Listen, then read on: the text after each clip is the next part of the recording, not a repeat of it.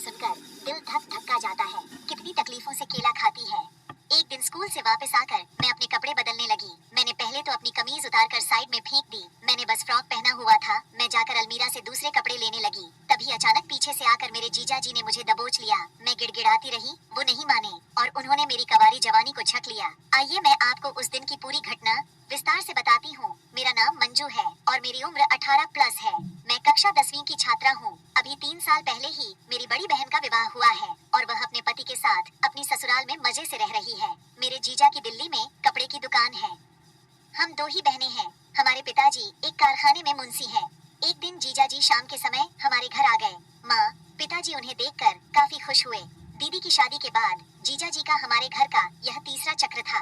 पहला चक्र जिस समय जीजा जी दूल्हे बनकर घर आए थे, दूसरा जब वो मेरी दीदी को विदा कराकर ले जाने आए थे, और तीसरा आज वह अपने व्यापार के सिलसिले में गाजियाबाद आए थे और 2 दिन जीजा जी को हमारे यहाँ रुकना था। मुझे उन्हें देखकर बड़ी खुशी हुई। जीजा काफी हैंडसम और हंसमुख है, ये तो मैं जब ही जान गई थी। जब जीजा जी दीदी को पहली बार देखने आए थे, चटपटी बातों से उन्होंने दीदी और मुझे हंसा हंसा कर लोटपोट कर डाला था। उनके आ जाने पर मैंने मन तय कर लिया था कि रात को उनके ढेर सारे लतीफे सुनूंगी। खाना खाने के बाद जीजा जी का बिस्तर एक कमरे में लगा दिया गया।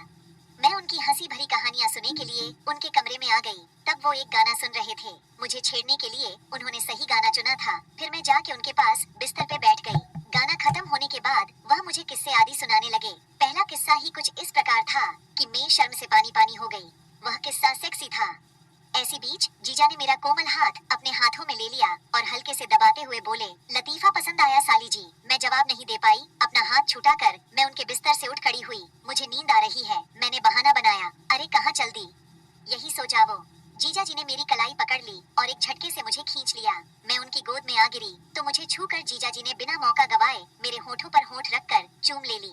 मेरे सारे शरीर में बिजली जैसे करंट प्रवाहित हो गया। शर्म और घबराहट में मैंने खुद को जीजा जी से छुड़वाया और भागकर अपने कमरे में गई। जीजा जी की इस हरकत पर मैं हक्की बक्की रह गई थी।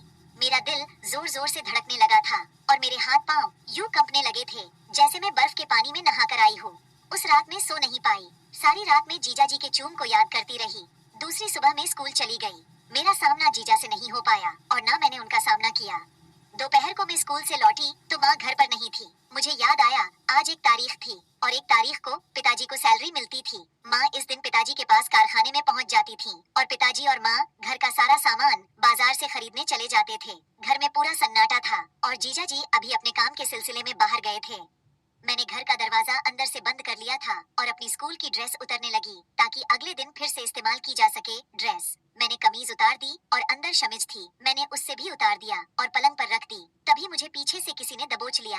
डर के कारण मेरी चीख ही निकल जाती, लेकिन तभी मेरे मुंह पर दबोचने वाले की हथेली जमी थी जिससे मेरी चीख गले में ही घुट कर रह गई। मुझे दबोचने वाला मेरे कान में धीमे से बोला, चीखना मत साली जी, मैं तुम्हारा जीजा हूँ, चीखोगी तो बदनामी हो जाएगी। और मेरे मुंह पर से अपनी हथेली हटा ली। छोड़िए, मैं कांपते हुए बोली, ये गलत बात है जीजा जी, मैं तुम्हारे लिए तभी से तड़प रहा हूँ जिस दिन तुम्हें पहली बार देखा था। तुम्हारी दीदी से काम का बहाना बनाकर मैं यहाँ सिर्फ तुम्हारे लिए आया हूँ। मुझे कपड़े पहने दीजिए जीजा जी प्लीज। मैंने जीजा जी से रिक्वेस्ट की, तुम्हारी जवानी देखने को तरस रहा हूँ, आज मुझे इस जिस्म को जी भरकर देख लेने दो। ये कहते हुए जीजा जी ने मेरे गुदगुदे उभारों पर हाथ रख दिए और उन्हें सहलाने लगे। मेरी सांसें उखड़ने लगी। मैंने जीजा जी से रिक्वेस्ट की, तुम्हारी जवानी देखने को तरस रहा हूँ, आज मुझे इस जिस्म को जी भरकर देख लेने दो। ये कहते हुए जीजा जी ने मेरे गुदगुदे उभारों पर हाथ रख दिए और उन्हें सहलाने लगे। मेरी सांसें उखड़ने लगी। मुझे शर्म आ रही थी और मेरा चेहरा शर्म से लाल हो गया और मेरे हाथ पांव कांपने लगे। जीजा जी मेरे उभारों को इस तरह सलहा रहे थे मानो जैसे वो रबड़ के बबुए हो। मेरे नसों में खून तेजी से दौड़ने लगा। मुझ पर ऐसा नशा सवार होने लगा जिसके बारे में मैंने कभी सपनों में भी नहीं सोचा था। मेरी आंखें एकदम से बंद हो गई और मैं अजीब सा आनंद महसूस करने लगी। मैं जीजा जी को जरा सा भी नहीं रोक पा रही थी। मेरे शरीर में चींटियां सी रेंग रही थी और होंठ कुछ कहने को बार बार फड़फड़ाने लगे थे, लेकिन आवाज गले से नहीं निकल पा रही थी। मैं जीजा से सटती जा रही थी। जीजा ने मेरा मुंह अपनी तरफ घुमा लिया था और मेरे गुलाबी गालों को चूमने लगे थे। मेरे हाथ खुद उनकी गर्दन पर चले गए थे और मैं उन्हें कस कर पकड़ लिया था। एक प्रकार से उनके साथ चुंबक की तरह चिपक गई थी। जीजा जी मेरे होठों को होठों में दबा कर पी रहे थे। उनके हाथ अभी भी मेरे गोरे मखमली उभारों पर थे, वे उन्हें दबा रहे थे। जीजा की धड़कन मैं सुन पा रही थी। ऐसे ही धड़कनें मेरी भी बेकाबू हो चुकी थी और शरीर में आग भड़क गई थी। मैं जीजा जी को चाहने लगी थी। मेरे शरीर में शोला सा भड़क गया था। जीजा जी ने मेरे शरीर को अपनी बाजू में भरकर मेरा रोम रोम चटखा डाला। मेरी उत्तेजना उत्तेजना गई थी कि मैं अपनी टांगे बार बार उनकी टांगों पर रगड़ने लगी थी। जीजा मेरी हालत भांप गए। उन्होंने मेरी पतली कमर में हाथ डाला और मुझे गोद में उठाकर पलंग पर ले आए। पलंग पर मुझे लिटाकर वह अपने कपड़ उतारने लगे। मैंने हथेलियों से अपना चेहरा छुपा लिया। अपने कपड़ उतारने के बाद जीजा ने मेरी सलवार का नादा खोलकर उसे कमर से खींचकर अलग कर दिया। शर्म से मैं पानी पानी हो गई। दिल की धड़कनें मेरा साथ छोड़ देने को आतुर थी। मेरा दिल सीने से उछलकर बाहर आ जाना चाहता था। मैं निर्वस्त्र पलंग पर पड़ी थी और शर्म से गड़ी जा रही थी कि जीजा मेरे ऊपर आ गया। उन्होंने मुझे अपनी बाह में खींच लिया और मेरे सारे शरीर को अपने से चूम लिया।